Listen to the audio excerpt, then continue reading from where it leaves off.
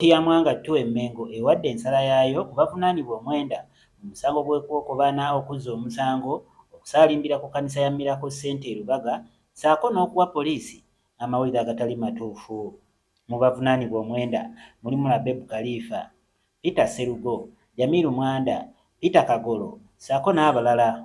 Waliwo obujulizi connecting A1 A6 obulumika omujulizi omuvunaanwa namba A7 no namba 7 ne namba 8 okubeera nga beekobaana okubeera nga babulankanya obwenganya abavunaanwa bonna mwenda nabo ekyo kale balina omusango gw'okwakula omusango ogusooka ng'era kkooti ekizudde nti bano bonna mu mwezi ogwa Septemba 2021 bwe beekobaanira okussa emisango gino.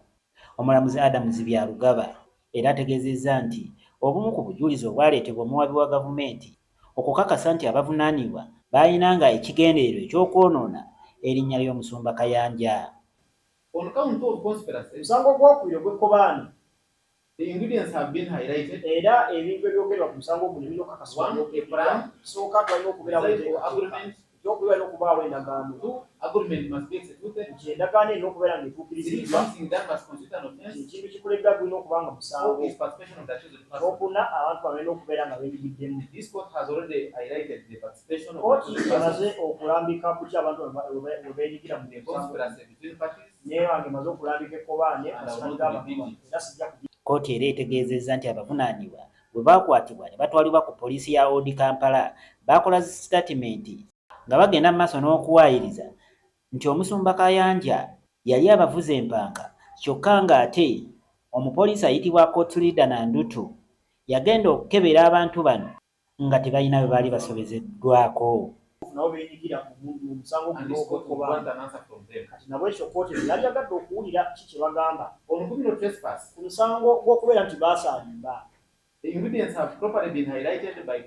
Kale ne birina okukakasibwa bimaze okubeera nga byeyambikibwa ku njuyi zombi nti walina okubaawo okuyingira okw'omulimu w'amateeka n'ekigendererwa ky'okubeera nga bayisaamu obugaali oba okunyiiza nga nawamu n'ekyo abavunaanwa balina okuba nga beenyigiramu. Presented court by both sides. Kkooti yeetegereza enjuyi zombi and find that the A1 to A6 era kkooti n'ekitula nti omuvunaanwa asooka paka kituufu baayingira ku ttaka eryo erya Lubaga Miracle Center. A happy new year!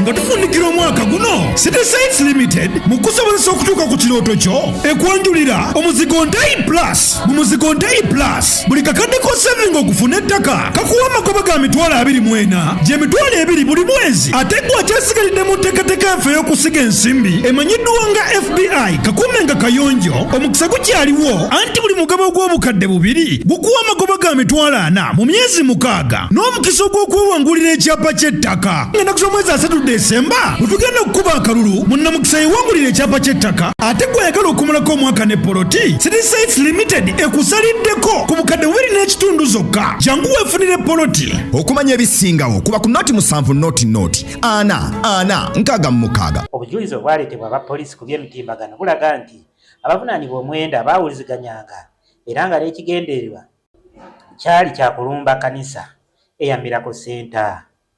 Era ebikolwa byabwe nga bayingidde mu ttaka eryo eby'okuwogana nga bawoganira waggulu nga bagamba nti baali bakabatemiziddwa era nga basaba ssente ddala kituufu bikakasa nti baali bagezaako okutiisatiisa era birina ekigendererwa ekyokunyiiza oba okutiisatiisa omunannyini ttaka eryo.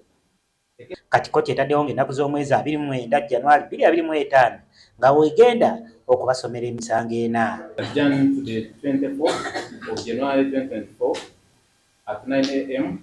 formation.